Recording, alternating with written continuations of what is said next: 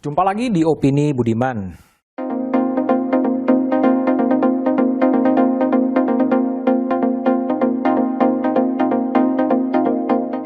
Hari Rabu 14 Februari, KPU telah mengumumkan 17 partai politik akan menjadi partai politik peserta pemilu. Ditambah dengan 6 partai politik lokal yang akan berlaga di Aceh.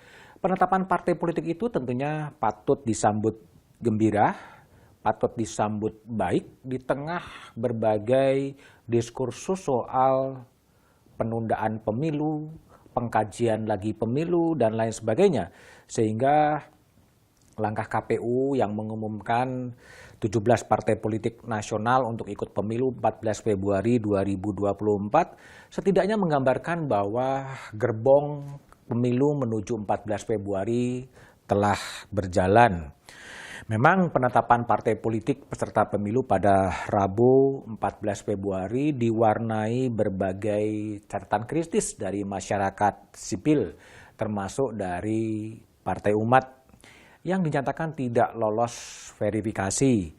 Wakil Ketua Umum Partai Umat, Muhammad Nasaruddin, keberatan dengan tidak diloloskannya Partai Umat sebagai partai politik peserta pemilu 2024. Keberatan Partai Umat yang tidak lolos memang bisa dipersoalkan dan jalannya memang silahkan kemudian dipersoalkan melalui Badan Pengawas Pemilu, dan itu adalah jalur yang disediakan undang-undang bagi partai politik yang dinyatakan tidak lolos dalam verifikasi. Sejumlah analis menyebut bahwa persaingan bakal ketat. Partai-partai politik itu memang mempunyai ideologi yang berdekatan dan juga ceruk pasarnya pun kemudian berdekatan, sehingga sangat masuk akal kalau kontestasi atau rebutan suara dari pemilih itu akan terjadi dengan ketat. Yang perlu dipertimbangkan adalah pada pemilu 2024 itu ada 10% pemilih pemula. Pemula dalam arti adalah orang yang baru pertama kali akan memilih di pemilu sepanjang hidupnya. Mereka-mereka itu meskipun secara proporsi 10% jumlahnya sangat besar dan mereka punya pola pikir yang sangat berbeda. Perubahan demografi pemilih inilah yang harus betul-betul jadi pertimbangan dari partai politik. Secara teoretik, partai politik adalah tiang bagi demokrasi ini. Tidak ada jalan untuk menjadi penyelenggara negara tanpa lewat partai politik. Bangsa ini sebetulnya tidak hanya membutuhkan partai politik yang jumlahnya banyak, karena bangsa ini sebenarnya lebih cocok dengan sistem yang tidak menjadi multi partai yang sangat banyak tapi yang lebih sederhana. Tetapi bagaimana kemudian partai politik itu betul-betul bisa merepresentasikan dari kemajemukan rakyat Indonesia. Bagaimana partai politik betul-betul menjadi penyambung lidah dari para pemilihnya.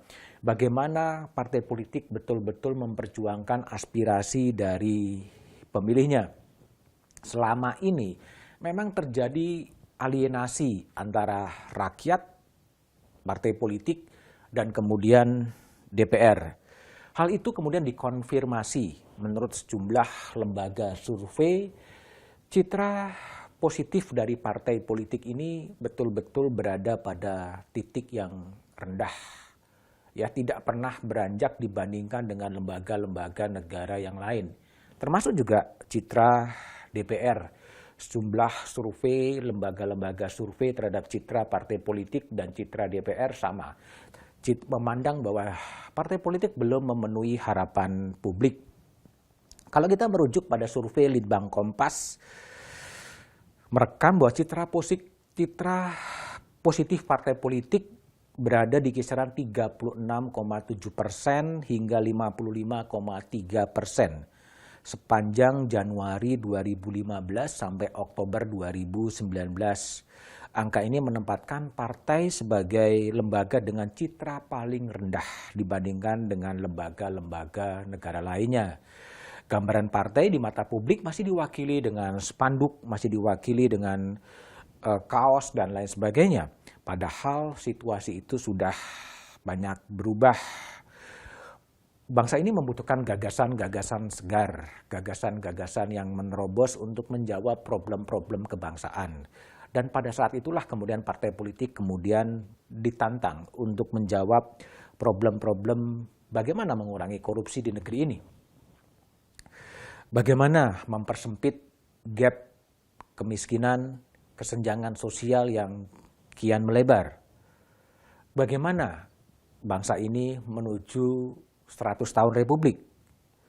Bagaimana bangsa ini kemudian menjaga keindonesiaan yang majemuk. Bagaimana bangsa ini, negara ini mengantisipasi kehancuran ekologi yang muncul dengan berbagai bencana-bencana yang terjadi.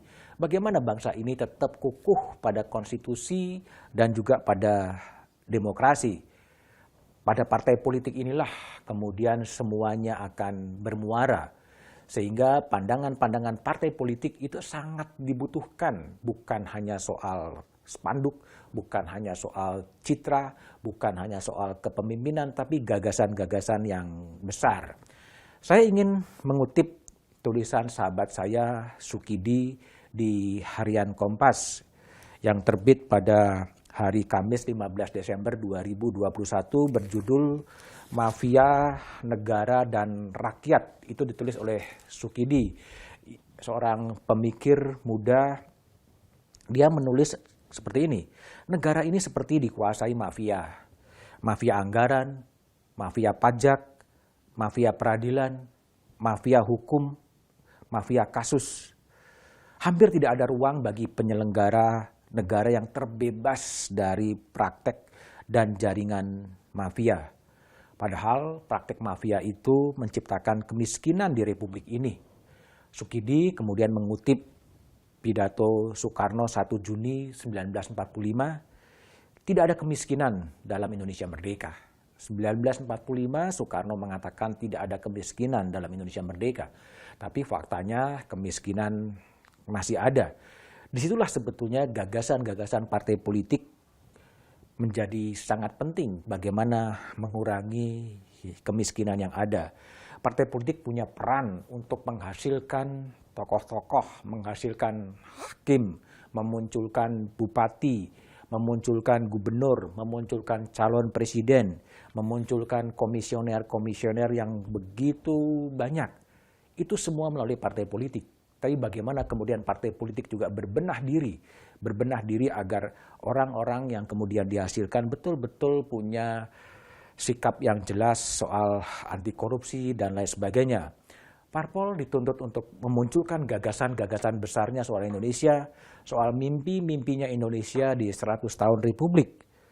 Parpol juga harus berjuang konsisten mendampingi rakyatnya. Jangan hanya 5 tahun sekali kemudian merayu rakyat untuk mendapatkan benefit elektoral, tetapi setelah kemudian mereka terpilih justru meninggalkan rakyat. Hal itu akan menjadi sangat-sangat menyakitkan. Mari kita kawal perjalanan bangsa ini menuju 14 Februari 2024. Saatnya rakyat berdaulat untuk memilih wakil-wakilnya dan memilih pemimpin-pemimpinnya.